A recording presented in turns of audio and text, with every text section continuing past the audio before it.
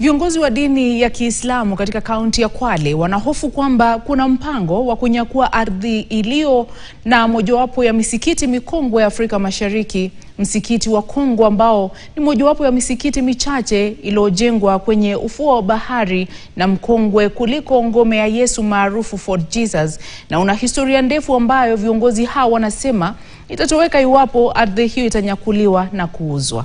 Tobias Chanji anaarifu. Msikiti wa Kongo umesimama hivi tisti kwa karne lukuki. Umekita kwenye ardhi patayo ekari 18.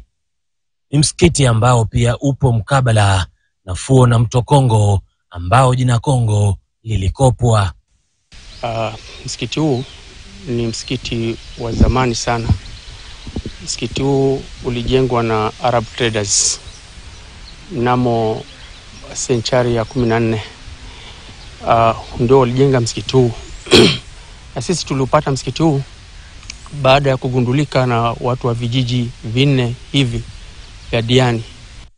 Msikiti Kongo ulijengwa na wanabiashara kutoka Uarabuni katika karne ya 14, miaka mingi tu kabla ya ujenzi wa ngome ya Yesu iliyojengwa karne ya 17. Ujenzi wa msikiti huu pia ulijumuisha uchongaji wa mwamba. Kutokana na ongezeko la waumini, kuna sehemu ya nje iliyoongezwa. Kando na kuwa maabadi, eneo hili pia ni mojawapo ya turathi za kitaifa.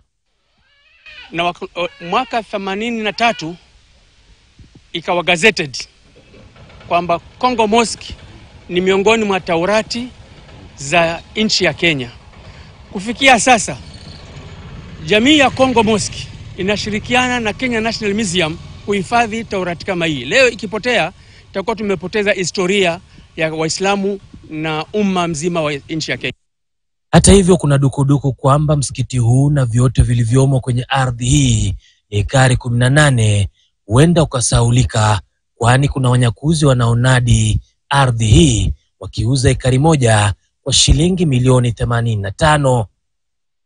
Wanasema kuwa walipewa ardhi hii na rais mstaafu hayati Daniel Arap Moi, ila hata na hati miliki yao kunao wanaokodolea kuiuza. Lakini Rais Moi kwa hikma zake, kwa busara zake, hii sehemu akaitoa kwa watu wa Kwale. Na alipoitoa kwa watu wa Kwale, ikawa ni ardhi ambayo kwamba ni ya Waislamu, ni wakfu ya Waislamu. Na hatutaki ardhi itoke mikononi mwetu. Na sisi wallahi bilahi tuko tayari. Na kwa mjibu wa viongozi wa dini hii, wanasema iwapo sehemu hii itanyakuliwa, basi huenda historia ndefu hii ikafutika. Tobias Chanji, KTN, eneo la Kongo, kaunti ya Kwale. Kwingineko, wito umetolewa kwa Rais William Ruto kuondoa ada za vyeti vya kuzaliwa.